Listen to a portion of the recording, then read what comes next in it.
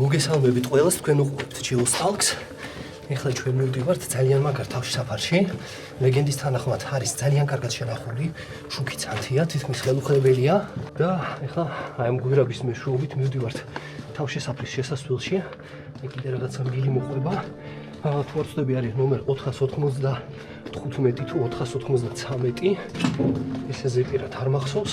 შიგნით წერია. ხო და აბა ნახოთ რა ხდება შიგნით. ვისაც მოგენატრათ სტალკები, დასვით ლაიქი, გააზიარეთ ეს ვიდეო და არ დაგავიწყდეთ არხის გამოწერა, რათა უფრო მეტი мотиваცია მქონდეს თქვენთვის ახალი კონტენტის გადასაღებად. მოკლედ ესეც არის შესასვლელი, ესეთი კარგად შენახული ლურჯი ჰერმეტული კარი, აქაც სავენტილაციო, ასე ვთქვათ, შესასვლელი, თურაც არის და ესეც ოთახი, რომელშიც ანთია შუქი, რაც არის საკმაოდ დიდი იშვიათობა. ეს არის ამ თავშესაფრის გამოყენების წესები. აქ არის თაროები, სავარაუდოდ ამ თაროებზე იდო რაღაც ინვენტარი. თბილისის აეროპორტის ფრენების გეგმა. რომელი წელია ნეტავი? 1988 წელი. აი ეს არის წყლის რეზერვუარი, აქ ვინც ემალებოდა, აქედან სვამდნენ წყალს. აქ უამრავი წიგნი. აქ დენის გამანაწილებელი, სხვაჩვენს ქართულადაც წერია, რაც დიდი იშვიათობა არის.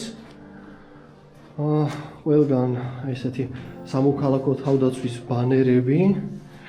აქაც რაღაცეები ყრია. ეს თითქოს ძველი ნატურა არის, ან რაღაც ტელევიზორის კინესკოპი, ვინცაც გახსოვთ ესეთი კუზიანი მონიტორები. აქაც ინვენტარი, ბანერები. კოლექტიური თავდაცვითი ნაგებობების მშენებლობის ბანერი. მოკლედ, ჩემი ვიდეოს სპონსორი არის მაღაზია სალაშქრო კუთხე, რომელიც ზრუნავს ჩემს ჩაცმულობაზე და ასევე მაღაზია ვალჰალა, სადაც შეგიძლიათ შეიძინოთ მილიტარისტული და სალაშქრო აღჭურვილობა, გამოიწერეთ მათი ინსტაგრამები და გაყევით ლინკს დაათვალიერეთ პროდუქცია. აი ესეთი შენახული თავშესაფარი მე, რავი, ყოველ შემთხვევაში საქართველოში ნამდვილად არ მინახია. აი აქაც ნახეთ. წყლის რეზერვუარები, შუქი, თაროები, საქართველოს დროშა, აშკარად პატრონი ყავს აქაურობას. ბანერები, თუ როგორ მოიმოქმედოთ რადიაციული რაღაც დაბინძურების დროს, კარადაში არის ეგრეთ წოდებული PPХR, ქიმიური დაზვერვის მოწყობილობა, აერწინაღების აერწინაღები დევს, ახლა მეზარება ამოღება, GP5 და GP7 კი გექნებოდათ ნანახი. ეს არის რეგენერაციული პატრონი, რომელიც იდო ეგრეთ წოდებულ ჩახურული სუნთქვის სისტემის აერწინაღებში და ნახშირორჟანგს გადაამუშავებდა ხოლმე ჟანგბადში. მასთავარი ეს წყალში არ უნდა ჩავიდოთ, თორე საკმაოდ ფეთქებადი რაღაცა არის.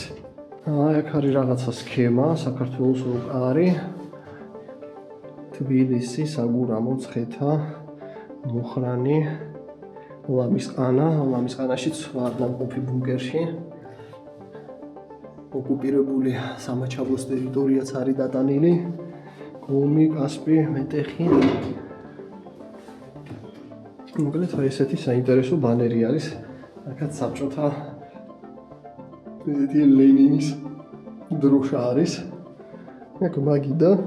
მოკლედ აშკარად ბინადრობს აქ ხალხი, როგორც მივხვდი. საათი რავი, ეს არის თავშესაფრის დოკუმენტაცია. დოკუმენტაციის მიხედვით ეს არის თავშესაფარი ნომერ 495. ბოლოს ჩაუტარდა ინსპექტირება 24 ნოემბერს 1986 წლის. და რა ვიცი, აბა ძალიან საინტერესო არის, რამდენკაციანი იყო ეს თავშესაფარი. აქ რასაც ვუყურებ, სავარაუდოდ იქნებოდა თავი ბოლო ალბათ 50-100 კაცი, იმიტომ რომ საკმაოდ პატარა სივრცე არის, 100 კაციც ბევრია. ეს არის მუშაობის პრინციპი სავენტილაციო სისტემის და საპირფარეშო, რომელშიც ასევე ინთება შუქი. საშინელი სუნი გიდგას ამასობაში. მოკლედ აი ესეთი თავშესაფარია და მოდით ახლა განახებთ სავენტილაციოს. თუ როგორ უნდა გამოიყურებოდეს სავენტილაციო სისტემა ჯამრთელი ბუნკერის. ჯამრთელი ადამიანის ფილტრები რო არის და მწვერვალის და აი აქაც იგივე სიტუაცია არის. აი ყველაფერი არის ხელუხლებელი. მთელი მილაკები, ფილტრები, ყველაფერი აბსოლუტურად შუქი რომ მიდიოდა ხოლმე აი ამას ატრიალებდნენ ესე და ტუმბავდნენ ჰაერს. გერმანელებს კიდე ქონდათ ეს მოწყობილი ისე რომ ველოსიპედს უტრიალებდი პედლებს და მუშავდებოდა მთელი ეს ყველაფერი. და ჩავთ. ოპა. სადმე გინახიათ ესეთი თავშესაფარი? ვისაც კი დასვით ლაიკი, გამოიწერეთ ჩემი YouTube არხი, გააქტიურეთ ზარის ღილაკი და გააზიარეთ ვიდეო მეგობრებში. ეს ის მუშაობის სქემა, რა მუშაობდა და ყველა ვენტილატორის ჩართვას აზრი არ აქვს, რაც არ მივიქციო ყურადღება. მეტი რა მინდა გითხრათ. ძირითადი შემთხვევა რატომ არ ვაბაზრებთ ხოლმე თავშესაფრებს? არის ის რომ აი ესეთი მდგომარეობიდან ცარიელ კედლამდე აი რაღაც შეიძლება 2-3 კვირაში მიიყვანონ ვიღაცეებმა თავშესაფარი შესაბამისად არ ვაბაზრებთ. და ესეც არის მეორე გასასვლელი, რომელიც უშუალოდ მიდის შენობაში და მაგასაც ცოტა ხანში გავაღებთ და გაჩვენებთ თუ რა ხდება ამ ჰერმეტული კარის მიღმა. ეხლა აღმოჩნდით ჰერმეტული კარის მიღმა. აქ საკმაოდ ჩუმად უნდა ვისაუბროთ, რათა არ მივიქციოთ არავის ყურადღება. აქ იყო ელექტროგამანაწილებელი კარადები. ეხლა ყველაფერი არის მიტოვებული. აი ესეთი მდგომარეობა არის მოკლედ.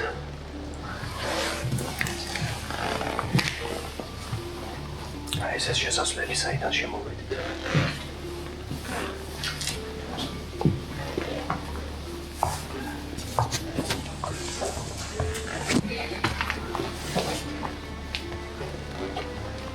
აი აქაც რაღაცა ოთახი. მოკლედ ესეთი ოთახი არის, სადაც ყრია ბევრი ძველი ინვენტარი. არა ეს ახალ მოექშავდი აშკარად. დროს ჯობია ყველაფერში. აი აქაც ესეთი ოთახი. კიბებით. რაღაცა დივანია. საპირველეშო.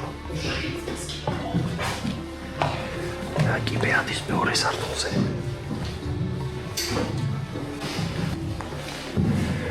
აი რაღაც სპორტ დარბაზი ვით არის. აი ესეთი საინტერესო რაღაცებია.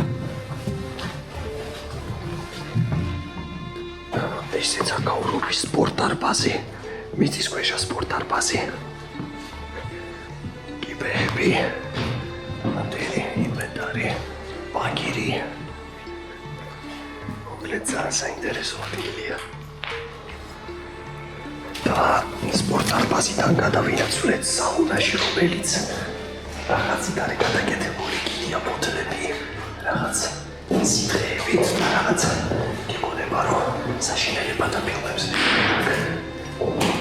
და ესეც საუნა, რომელიც ჩვენ გოგირდის აბანოებში გვაქვს მრავლად. ანუ იქ აი ეს ტიპები აქ საუნა გქონდათ. საკაიფო დროს ანალებდნენ. ესეც მივაგინით იპშტეინის ფაილების ოთახს, სადაც იქნება ბევრი პორნო. და ესეთი კრიპი ადგილების შემდეგ ვბრუნდებით ისევ თავშესაფარში. და ესეც კვირამი, რომელიც მიდის თავშესაფარში.